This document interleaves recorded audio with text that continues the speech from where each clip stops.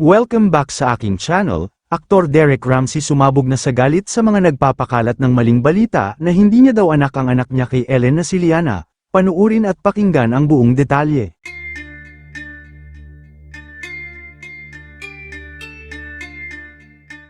Sobrang nanggagalaiti nga ngayon sa galit ang aktor na si Derek Ramsey dahil sa mga kumakalat na tsismis patungkol sa kanyang asawa na si Ellen at sa nag-iisa nilang anak na nadadamay na sa mga peking balita na naglipa na sa social media. Kahit kasi na nasa tahimik ng buhay si Derek at iniwan na ang pag-aartista at gusto na lang mamuhay ng pribado kasama ang pamilya, ay mukhang ayaw pa rin siyang tantanan ng mga issue. Pati ang anak niya ay dinamay pa, kaya naman hindi na nakapagpigil ang aktor at diretsahan ng sinupalpal ang isang Facebook page, matapos nitong magpakalat ng peking balita laban sa kanyang asawa at anak. Ayon kasi sa peking balita na inilabas ng Facebook page, ay negatibo daw ang DNA test ng anak nila ni Ellen sa kanya. Nalabis si kinabadtrip ni Derek dahil wala naman itong katotohanan, at sadyang biktima lang sila ng fake news. Kaya naman sa kanyang opisyal na Instagram page, ibinahagi ni Derek ang screenshot ng post at sinupalpal ang naturang page na naglabas umano ng issue, tungkol sa kanyang asawa na si Ellen Adarna at pati na rin sa kanilang anak na si Liana.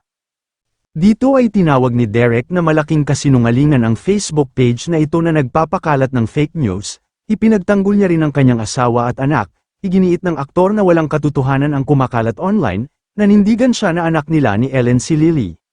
Aniya, "Stop spreading lies about my family, Lily is my daughter and Ellen is a loyal wife, I don't know how you can sleep at night spreading lies like this."